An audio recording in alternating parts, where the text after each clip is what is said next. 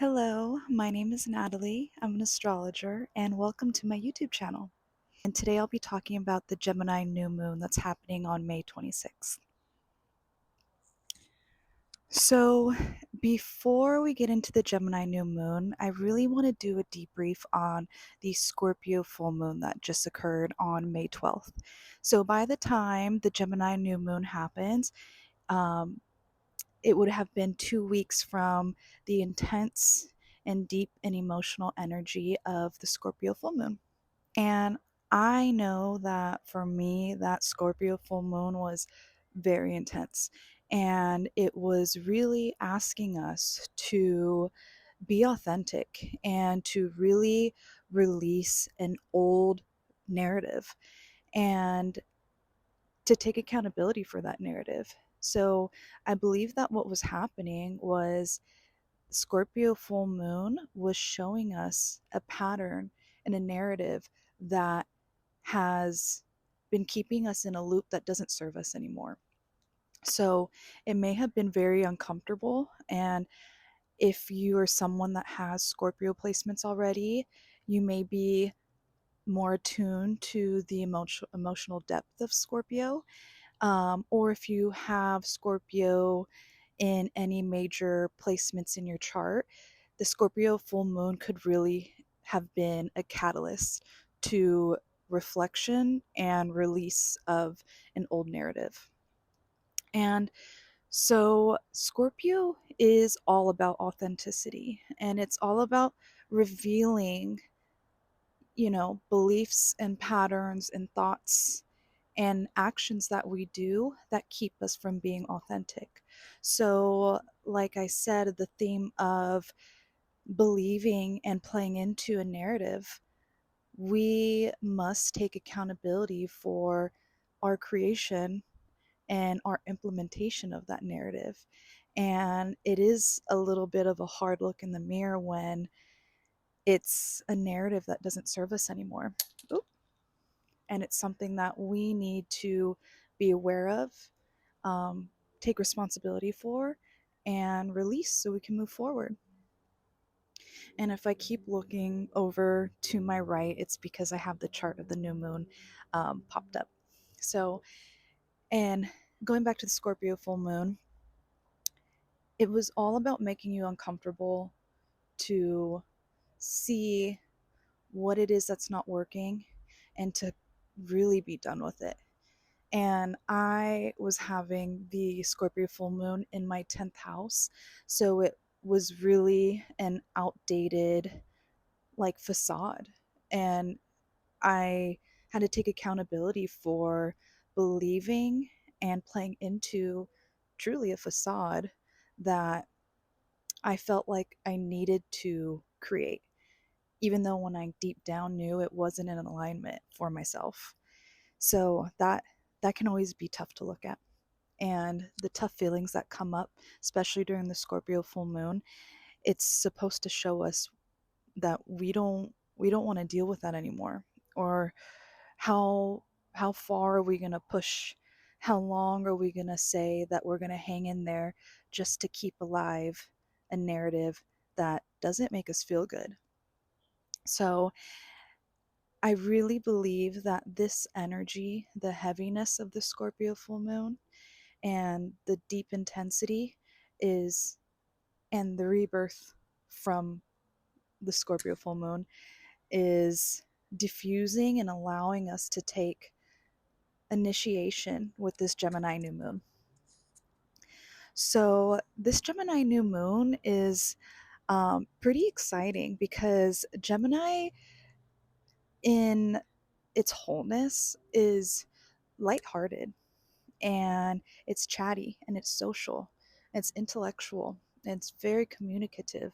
So it's allowing us to take a lighthearted step in communicating and creating a new narrative. And that new narrative, we can communicate it to new networks and new family members, new friends. So that is exciting. It's a step in the direction of our own alignment And being able to talk about it and to share it is very healing. So, and speaking about healing, with all of the lightheartedness of Gemini energy, we have some pretty harmonious aspects that are supporting this lightheartedness and this baby step forward. So, the first one, well, what is at play right now is that we have Chiron involved in a harmonious aspect. We have Venus involved in a harmonious aspect. Both of them are trining Mars. So, our action, which the action initiation is what we want to do with new moons and this Gemini new moon, our action is going to reflect our values. It's going to reflect, um, how we want to move forward in relationships. And it's also going to offer us some healing. So maybe you find yourself someone that keeps a lot to yourself, and you found that during that Scorpio full moon, you're like, hey, I'm believing that I have created this narrative, and I'm implementing it and reaffirming it, and people don't even know that this isn't who I truly am, or this isn't what I truly believe. So the healing can come from communicating, you know, during this Gemini full, excuse me, Gemini new moon, is communicating that new narrative and that new alignment and how you're going to move forward. We also have um, Saturn and Neptune sextiling the new moon. So our action is going to be foundational, and it could be a step towards being disciplined in our new narrative and being disciplined towards consistency towards that new narrative. Also, since we have, you know, like I mentioned, Chiron's at play in a harmonious aspect, and we have Neptune is sextiling the new moon, there's healing and compassion involved. So our communication, we could be communicating more compassionately towards ourselves or compassionately towards others. Um, so I think that's really special with this new moon. And we have, I'll talk about two more um, aspects. We have Pluto trining the new moon. So I think what that is telling us is that our new communication, whether it be written or verbal, or what we tell ourselves every day, that new communication is going to be transformational. And that's very positive. And the last aspect that I'll talk about, harmonious aspect that I'll talk about, is that Saturn is sextiling this new moon. And if you are a practicing astrologer, or you use just astrology in your day to day practice, um, you'll know that May 25th, just the day before the new moon, Saturn was in Pisces and it had just moved into Aries. So this truly is new energy, because Saturn, a key player when it comes to long-term goals, achieving those long-term goals, um, foundational steps towards your goals, consistency, discipline, that little light-hearted step, or that little baby step that we take during this Gemini new moon towards communicating our new narrative, it's going to be truly like groundwork towards our new narrative and moving towards alignment. So we have some stable support. And I know Saturn can be not so easy energy. However, I believe it's just a lot of new energy that we get to deal with. So it really affirms releasing that old narrative that we were aware of during the Scorpio full moon, and taking accountability for that narrative and truly letting it go, because new um, we have a lot of new planets and new signs. So this Gemini new moon is pretty lucky because we have harmonious aspects with planets that can be a little bit heavy to deal with, and but we have it in the sign of Gemini that really offers us, like, when I think about it, laughter. Funny because, like, the first thing I think of when I think of Gemini is laughter.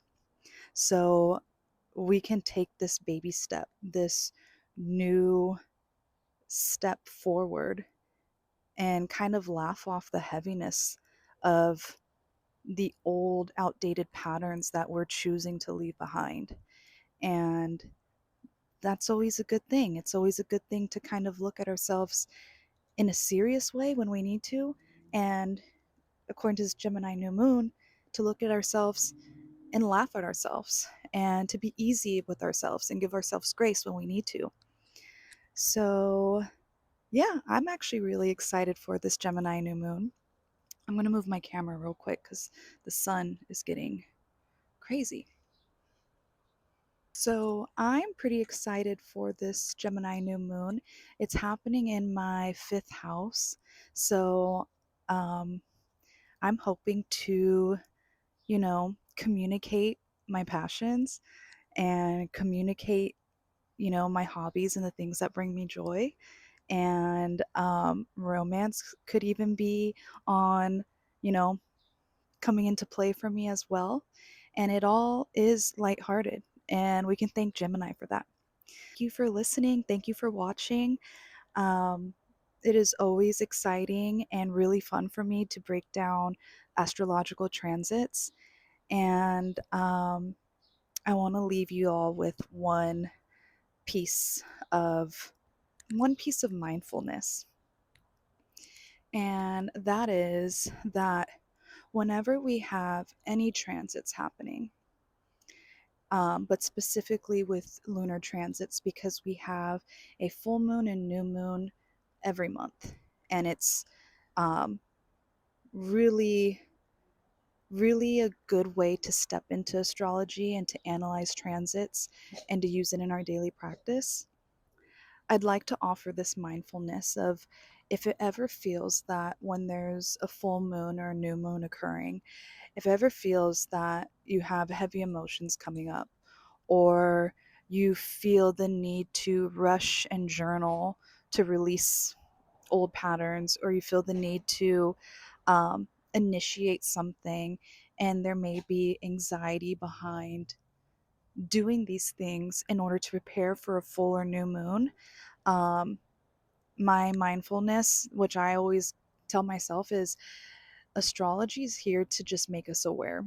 It's not here to predict or tell us exactly what's going to happen.